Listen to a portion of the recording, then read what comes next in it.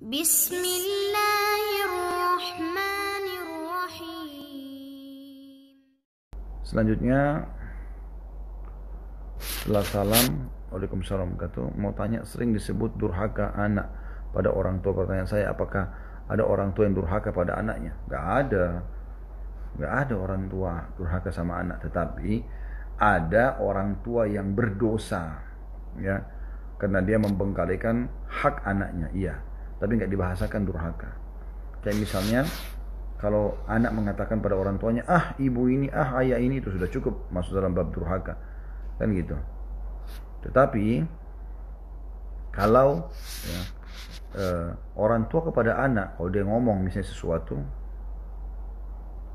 maka, dan itu misalnya menegur, marah, ya, itu nggak pernah dalam bab durhaka, sama sekali nggak ada. Ya.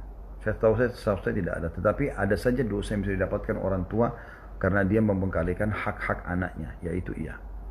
Allahu a'lam. Tapi tidak dibahasakan dengan durhaka, ya.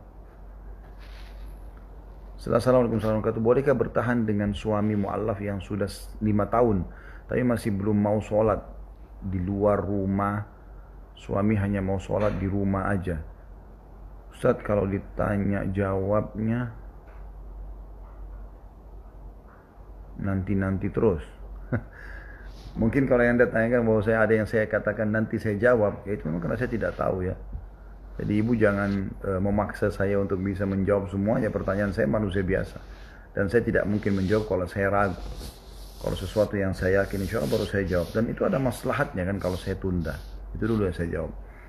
Kemudian kalau Anda mengatakan apakah bolehkah bertahan dengan suami mu'allaf yang sudah 5 tahun tapi masih belum mau sholat di luar rumah, suami hanya mau sholat di rumah, tentu saja. Apa salahnya?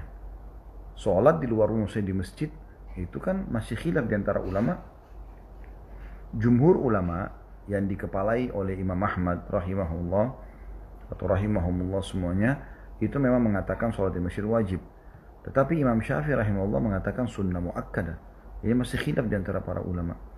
Jadi tidak mungkin Anda minta cerai dari suami mu'allaf yang memang masih sholat tapi dia sholat di rumah. Kan tinggal Anda mau suruh dia untuk menyempurnakan agamanya dengan sholat di masjid, kan begitu. Jadi harusnya bertahan, Bu, ya. Allahu a'lam.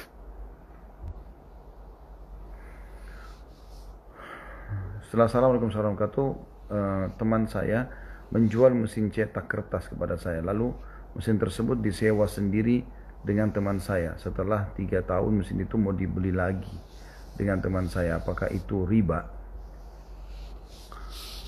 Kalau mesin itu sudah putus harga, dia jual kepada Anda, misalnya 1 juta rupiah, udah selesai, sekarang jadi hak Anda.